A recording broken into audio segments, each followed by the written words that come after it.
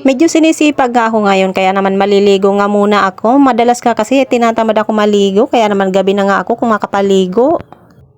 Umakyat na nga ako sa taas ng bahay namin para kumuha ng damit. Ayan nga pala ang lagayan namin ng damit. Sobrang luma na nga yan. Asawa ko nga lang ang gumawa niyan at sobrang tagal na rin yan. Kaya naman luman-luma na nga yan. Maliliit pa nga mga anak ko ay gamit na nga namin yan. Ugali ko nga kasi hanggat pwede pang gamitin at hindi pa naman sira hindi ko pa nga pinapalitan. Ganyan talaga ako magtipid mga kasuki. At ito naman pala ang aking mga tiklopin mga kasuki. Sobrang dami na nga at tingnan nyo nga ay meron pa nga sa taas. Hindi na maubos-ubos. Naisip ko nga na magtiklop nga muna ako nang mabawasan naman itong aking mga tiklopin. Sobrang tambak na dito sa taas. Madalas lang kasi mga kasukay, nandun ako sa tindahan ko kaya bihira naman akong umakyat dito sa taas ng bahay ko kaya sobrang kalat dito at wala naman nagliligpit, cherries. Tingnan nyo naman mga kasuki kung paano ako magtiklop. Kanina ay nakatayo, ngayon ay nakaupo naman. Ayan talagang style ng mga tamad. Kaya kung ako sa inyo ay huwag nyo akong gagayahin. Ako lang pwedeng gumawa niyan, cherries. At dahil nga sa pagiging tamad ko ay hindi ko naman yan tatapusin ang aking tiklupin mga kasuki. Babawasan ko nga lang ng kunti yan. At ang matitira nga dyan ay malamang sa alamang ay sa ibang araw na naman matutupi. Ganyan talaga pag mga tamad mga kasuki. Tignan nyo naman kung todo halukay pa. Parang nag-uukay-ukay lang. Namimili pa yata kung anong titiklupin. Hindi pa tiklupin lahat. Damit ko nga lang kasi ang titiklupin ko at yung iba ay bahala na sila sa buhay nila o lumalabas talaga ang pagiging makasarili ko, cherries. Tignan nyo naman, nagsawa na, ayaw na magtiklop. Ayan nga pala ang mga tiniklop ko mga kasuki, ayan lang siya.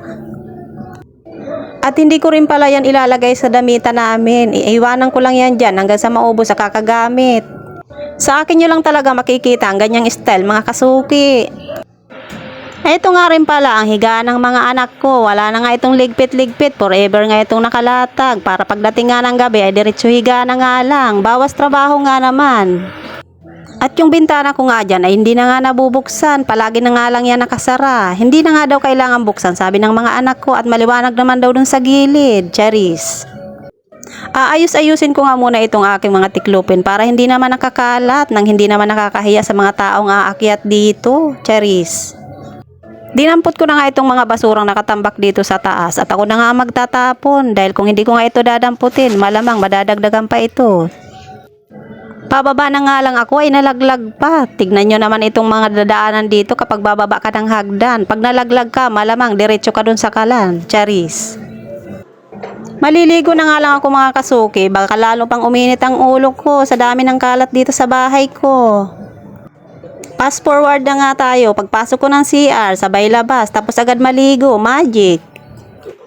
At pagkatapos ko nga maligo, ano pa bang gagawin? Eto na naman ako sa harap ng salamin. Akala mo talaga may makikitang maganda, ay puro pangit lang naman na nakikita, cherries. Ang sarap pa ng ikot-ikot mo dyan, ay puro laki lang naman ang tiyan na makikita sa'yo, wala namang kasiksihan, cherries. At bubuksan ko naman nga ang tindahan ko dahil sinasarado ko nga ito kapag maliligo ako. Ganyan talaga kapag mga walang tiwala sa sarili. Maliligo lang, magsasarado pa. At pag nandito na nga ako sa tindahan ko, ay wala...